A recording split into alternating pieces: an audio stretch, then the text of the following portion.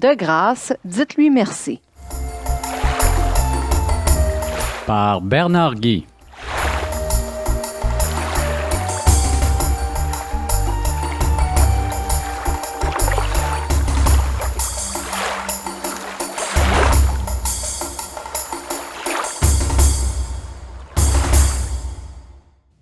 Harry Ironside a vécu de 1876 à 1951.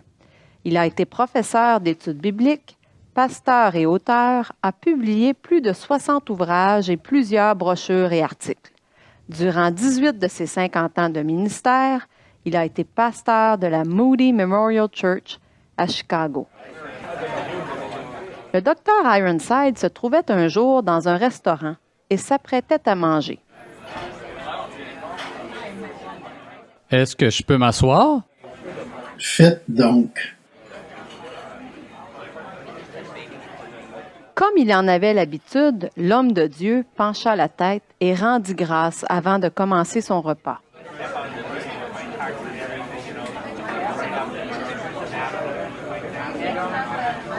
Avez-vous mal à la tête? Non, je vais bien. Mais alors, y a-t-il quelque chose que vous n'aimez pas dans la nourriture? Non, je prenais simplement un moment pour remercier Dieu avant de manger. Ah, je vois. Vous êtes un de ces fanatiques religieux. Eh bien, moi, je ne rends jamais grâce. Je gagne mon pain à la sueur de mon front, et je n'ai pas à rendre grâce à quiconque pour cela. Aussitôt qu'on m'apporte mon assiette, je plonge sans attendre. Ah, je crois comprendre. Vous agissez exactement comme mon chien. Aussitôt son plat arrivé, il y plonge son gros museau sans penser une seconde à remercier Dieu. Il faut vraiment que l'homme soit aveugle pour penser que toutes les bonnes choses dont il profite viennent de sa propre main. Lui qui ne contrôle pratiquement rien, ni les pluies, ni les saisons, ni les vents, ni la température, ni même sa propre vie.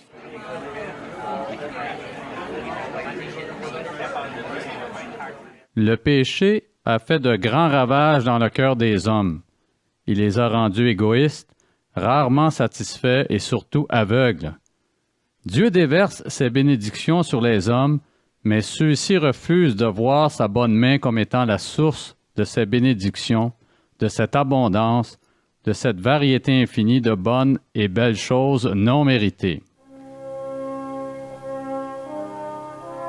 Dans l'Épître aux Romains, chapitre 1, au verset 19 à 21, il est dit, d'après la version en français courant, « Et pourtant, ce que l'on peut connaître de Dieu est clair pour tous. Dieu lui-même le leur a montré clairement. » En effet, depuis que Dieu a créé le monde, ses qualités invisibles, c'est-à-dire sa puissance éternelle et sa nature divine, se voient fort bien quand on considère ses œuvres. Les humains sont donc inexcusables. Ils connaissent Dieu, mais ils ne l'honorent pas et ne le remercient pas comme il convient de le faire à son égard. Leurs vacances d'été terminées, des milliers de gens auront visité les plus beaux endroits qui soient. Le lac Saint-Jean, la Gaspésie, l'île du Prince-Édouard, les îles de la Madeleine, Charlevoix, la région de Magog, les montagnes blanches aux États-Unis et j'en passe.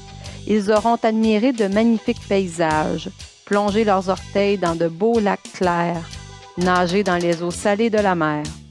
Ils auront été réchauffés par un soleil radieux, arrosés par des pluies abondantes. Ils auront respiré du bon air frais et pur. Mais très peu d'entre eux auront pris le temps de baisser ou de lever la tête en s'exclamant « Merci Seigneur pour toutes ces beautés, pour toutes tes bontés. Que tu es grand, que tu es magnifique. Merci de nous en mettre plein les yeux. Merci pour tous ces lacs, bassins exceptionnels d'eau potable. Merci pour ces montagnes, pâle reflet de ta grandeur. »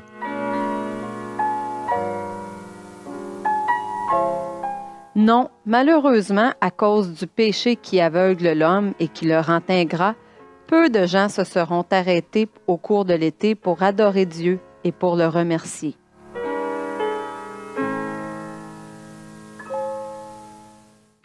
Les arbres sont chargés de fruits, les rayons des épiceries chargés de viande, de fromage et de légumes, les réfrigérateurs sont pleins, mais les cœurs et les bouches sont fermés. Pas d'action de grâce, pas de remerciement, aucune reconnaissance envers celui qui fournit toutes ces bonnes choses.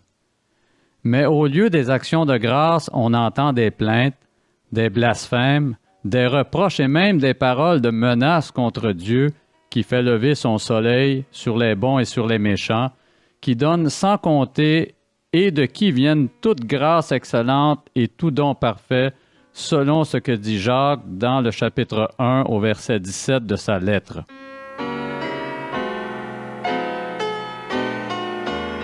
Lors de son premier voyage missionnaire, Paul, accompagné de Barnabas, passa par la ville de Lystre, au sud-ouest de l'Asie.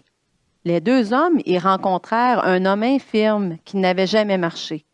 Ils le guérirent au nom du Seigneur, mais ayant vu cela, les gens de la ville se mirent à dire, en parlant de Paul et de Barnabas, « Les dieux Jupiter et Mercure sont descendus auprès de nous sous une forme humaine. »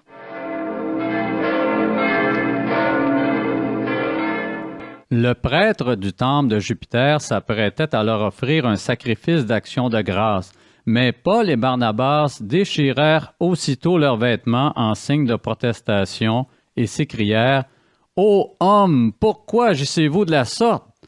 Nous aussi nous sommes des hommes de la même nature que vous, et vous apportant une bonne nouvelle, nous vous exhortons à renoncer à ces choses vaines pour vous tourner vers le Dieu vivant qui a fait le ciel, la terre, la mer et tout ce qui s'y trouve. » Ce Dieu, dans les âges passés, a laissé toutes les nations suivre leur propre voie, quoiqu'il n'ait cessé de rendre témoignage de ce qu'il est, en faisant du bien, en vous dispensant du ciel les pluies et les saisons fertiles, en vous donnant la nourriture avec abondance et en remplissant vos cœurs de joie. À peine purent-ils, par ces paroles, empêcher la foule de leur offrir un sacrifice. Les Actes des Apôtres, chapitre 14, au verset 15 à 18.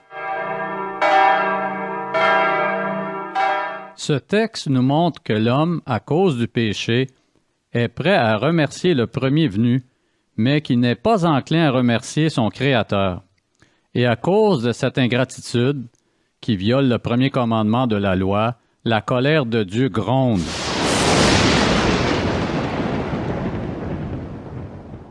Mais nous, les croyants qui connaissons Dieu, avons-nous le réflexe de le remercier, de lui rendre constamment grâce?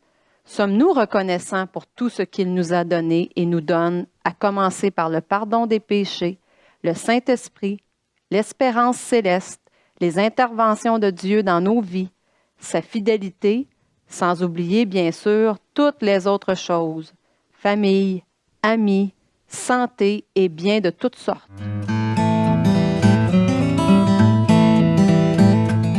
La volonté de Dieu n'est pas que nous le remercions de temps en temps pour telle et telle bénédiction en particulier et que nous vivions insatisfaits et mécontents le reste du temps. Dieu désire que ses enfants soient en tout temps remplis de reconnaissance envers lui. Je vous donne 3 bonnes raisons pour vous encourager à rendre continuellement grâce à Dieu.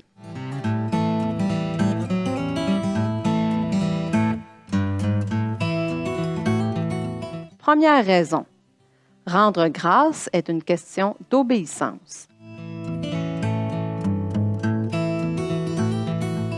En terminant sa lettre aux Thessaloniciens, Paul y va de quelques exhortations et il les somme au verset 18 de rendre continuellement grâce à Dieu pour toutes choses. Rendre grâce n'est pas optionnel pour le croyant. C'est quelque chose que Dieu ordonne à tout croyant de faire. Et si le croyant choisit de ne pas le faire, il désobéit à Dieu. Il se rend coupable d'ingratitude envers lui. Dans l'Ancien Testament, Dieu avait ordonné à son peuple de lui offrir des sacrifices d'action de grâce. Ceux-ci étaient offerts soit en reconnaissance de bénédictions reçues, soit comme offrande volontaire pour lui exprimer son amour et son adoration, ou encore pour exprimer son besoin profond de renouveler la communion avec lui. Le sang était répandu, la graisse brûlée sur l'autel et le repas mangé près du sanctuaire. C'était une fête d'action de grâce où Dieu était l'invité d'honneur.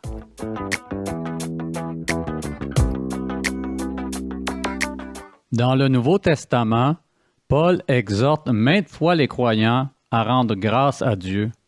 Dans l'Épître aux Colossiens, chapitre 1, au verset 12, Paul dit « Rendez grâce au Père qui vous a rendu capable d'avoir part à l'héritage des saints dans la lumière. » Dans l'Épître aux Colossiens, chapitre 3, au verset 15, il écrit « Que la paix de Christ règne dans vos cœurs et soyez reconnaissants. » Et dans l'Épître aux Colossiens, au chapitre 4, au verset 2, « Persévérez dans la prière, veillez-y avec action de grâce. »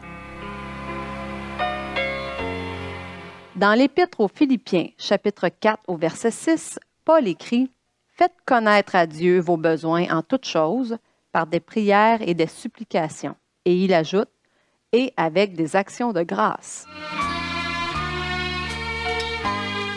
Rendre grâce est une façon d'obéir à Dieu.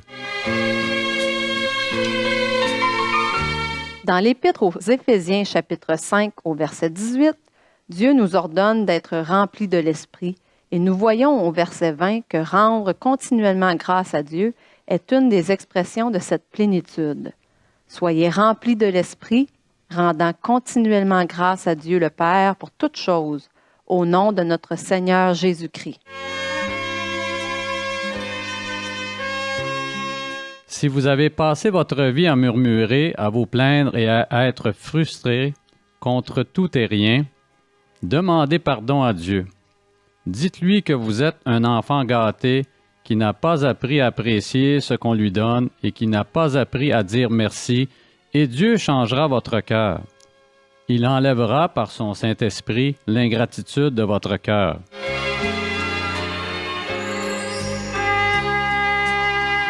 Voici un court témoignage s'intitulant « Pardonne-moi de me plaindre ».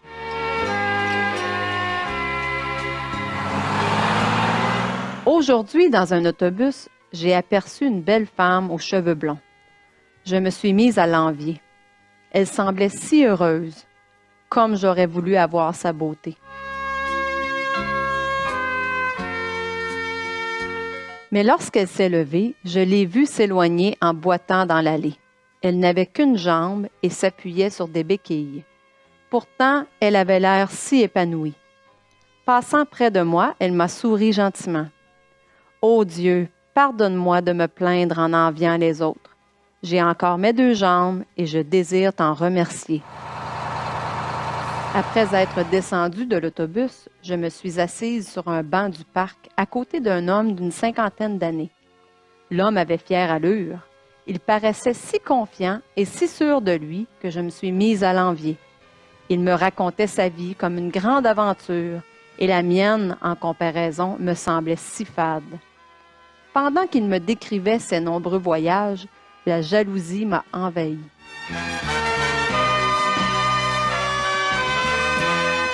J'aurais bien voulu, moi aussi, pouvoir plier bagage. Puis soudain, j'ai aperçu sa canne blanche accrochée au dossier du banc. « Ô Dieu, pardonne-moi de me plaindre en enviant les autres. J'ai deux yeux qui voient encore et je désire t'en remercier. » Après avoir quitté l'aveugle, j'ai fait la rencontre d'un enfant d'une beauté étonnante. On aurait dit un ange. Ses cheveux bouclés et ses grands yeux noirs me faisaient rêver. Assis bien tranquille sur les marches d'une estrade, il regardait jouer les autres. Je me suis alors approchée et lui ai demandé « Pourquoi ne vas-tu pas jouer avec eux, mon petit? » Il restait là, impassible, et continuait à regarder droit devant lui. C'est alors que j'ai compris qu'il ne m'entendait pas. « Ô Dieu, pardonne-moi de me plaindre. J'ai 2 oreilles qui entendent et je désire t'en remercier.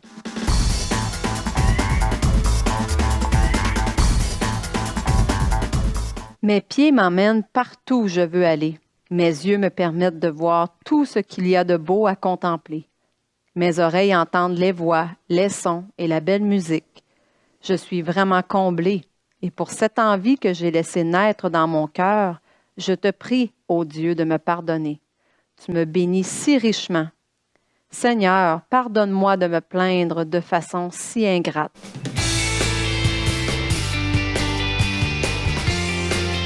Pensez aux choses qui vous tiennent vraiment à cœur et que vous demandez souvent à Dieu de vous accorder. Qu'allez-vous faire s'il ne vous les accorde pas? Comment garder une bonne attitude malgré tout? En apprenant à rendre grâce à Dieu par simple obéissance. Seconde raison. Rendre grâce nous force à voir la vie de façon positive.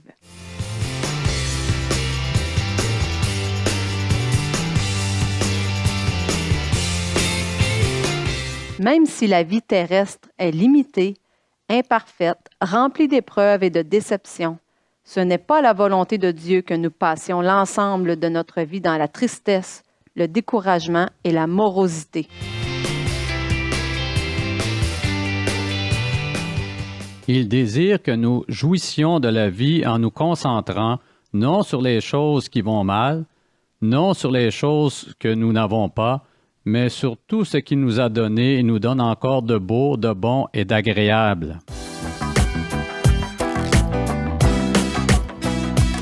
Dieu est généreux, ses bontés se renouvellent chaque matin.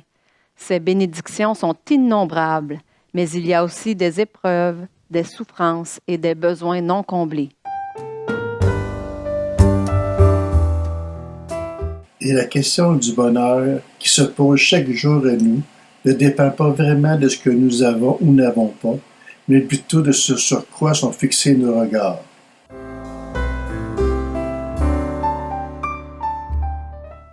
La personne qui choisit de continuellement rendre grâce à Dieu fixe ses regards sur les bénédictions de Dieu et trouve le bonheur, car rendre grâce la force à voir la vie de façon positive. Mais la personne qui choisit de ne pas rendre grâce à Dieu fixe les regards sur ce qui ne va pas, pour son plus grand malheur.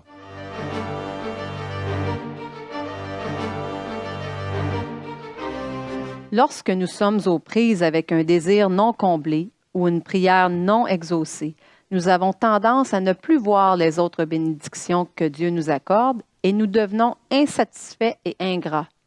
Nous devons alors prendre un recul et nous rendre compte que même si Dieu ne nous a pas accordé telle faveur, un travail, le conjoint idéal, une maison, il nous a donné et continue de nous donner toutes sortes d'autres bonnes choses.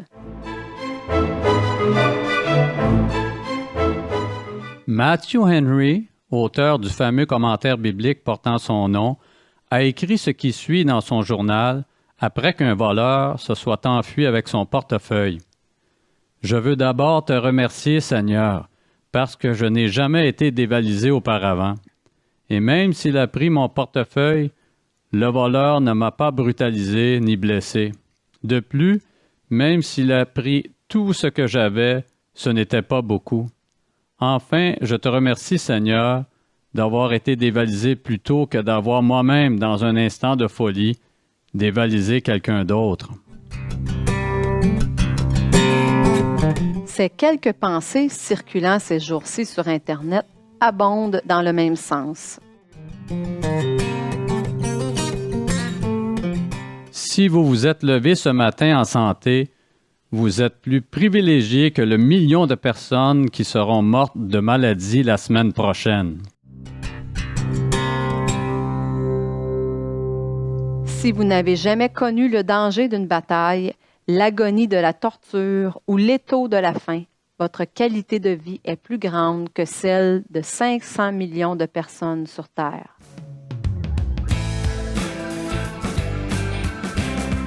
Si vous pouvez aller à l'église sans peur d'être menacé, torturé ou tué, vous avez plus de liberté que 3 milliards de personnes sur le globe.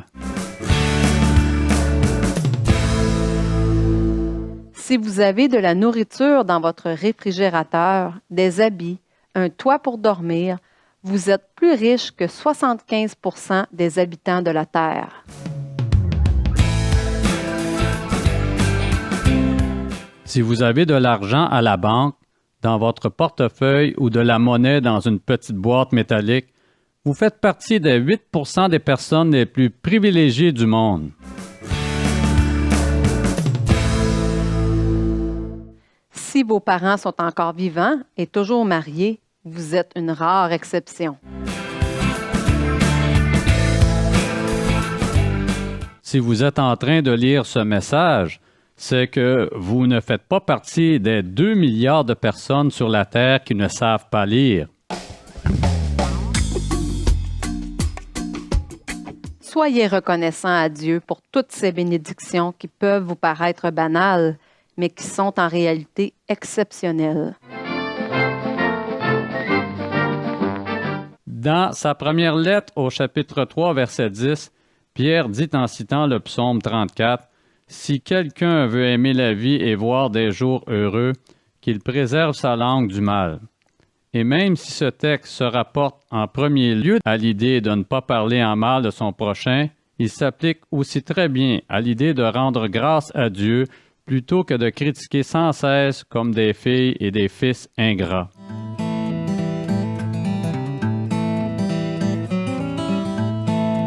Rendre grâce à Dieu nous force à voir la vie de façon positive.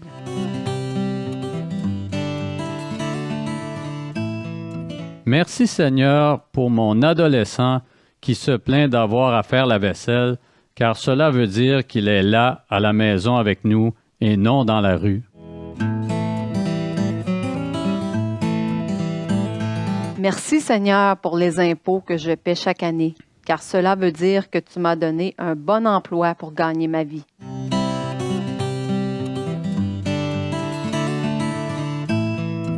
Merci Seigneur pour mes vêtements qui sont un peu justes, car cela veut dire que je mange à ma faim.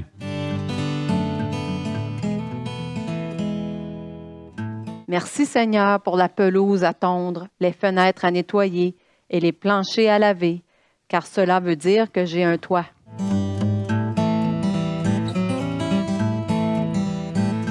Merci Seigneur pour ma grosse facture de chauffage, car cela veut dire que je passe l'hiver au chaud.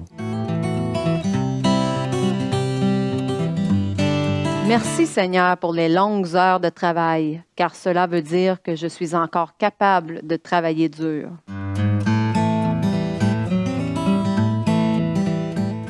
Merci Seigneur pour la sonnerie de mon réveil matin qui me casse la tête, car cela veut dire que je suis encore vivant et que tu as préparé une autre belle journée pour ton enfant. Les gens aujourd'hui pensent avoir inventé le concept de la pensée positive, mais ce concept est vieux comme le monde. C'est en réalité un concept biblique. La vie n'est pas parfaite, mais Dieu m'aime et me comble, et à cause de cela, je suis heureux. Un certain homme était pessimiste et grognon. Il se nourrissait principalement de mauvaises nouvelles. Il avait l'habitude de concentrer son attention sur tout ce qui n'allait pas dans le monde et particulièrement dans sa propre vie. Cet homme était souvent malade et avait l'air piteux. Après quelques mois d'absence, il se présenta un jour à ses amis métamorphosé. Il était plein de vitalité, enthousiaste et heureux. « Que t'est-il arrivé? » lui demandèrent ses amis qui n'en croyaient pas leurs yeux. « Je suis une thérapie depuis un certain temps déjà, et cela me fait le plus grand bien. »« De quoi parles-tu donc? » ?»« Il s'agit de la thérapie de l'action de grâce. Chaque soir, avant de me coucher, j'ai pris l'habitude de penser à toutes les bonnes choses qui me sont arrivées durant la journée. J'en remercie Dieu et je m'endors ensuite comme un enfant heureux et comblé.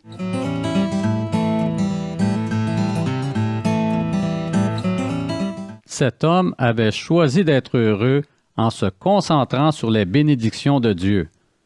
Comme l'a dit un jour l'écrivain Léon Tolstoï, « Si vous voulez être heureux, soyez-le ». Cela implique un geste volontaire de notre part. Rendre grâce à Dieu nous force à voir la vie de façon positive. Et dites-vous bien que pour nous, chrétiens, le meilleur est encore à venir. Troisième raison.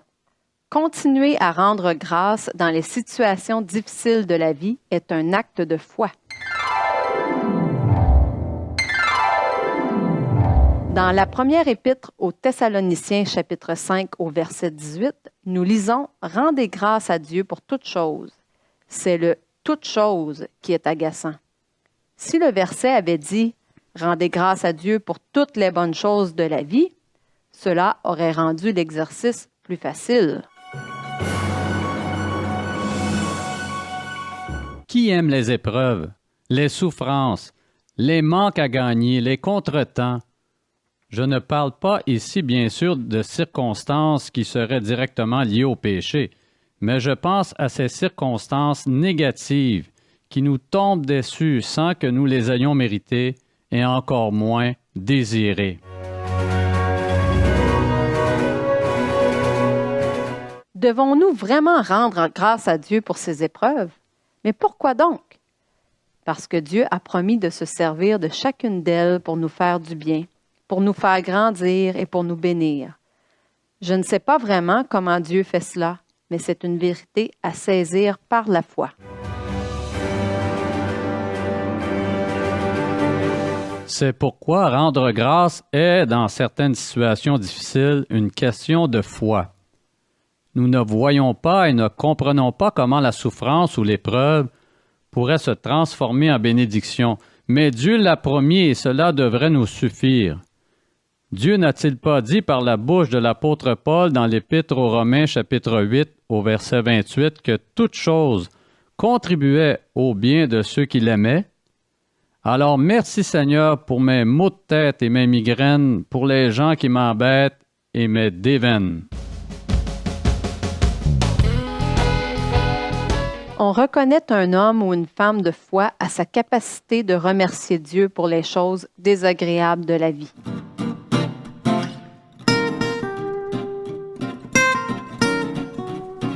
C'est une chose que le prédicateur écossais George Matheson n'avait jamais pu faire jusqu'au jour où il devint aveugle.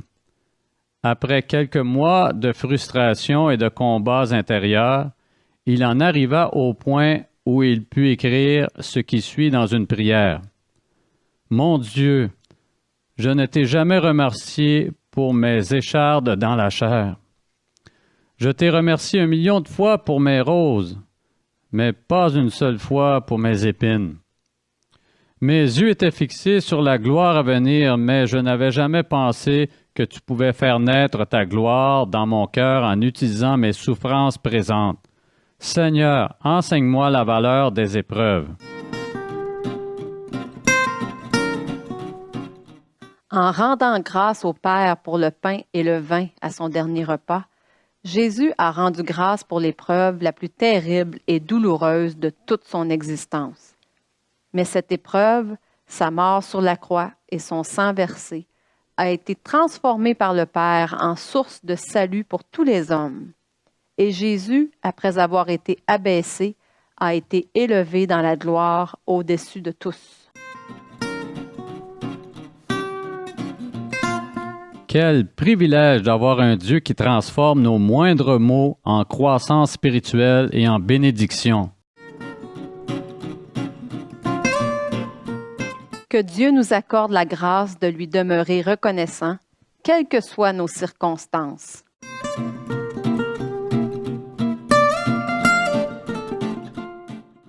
Comme l'exprime le chant « Quand le vol de la tempête », quand le vol de la tempête vient à assombrir ton ciel bleu, au lieu de baisser la tête contre les bienfaits de Dieu, Compte des bienfaits de Dieu, mets-les tous devant tes yeux, et tu verras en adorant combien le nombre en est grand.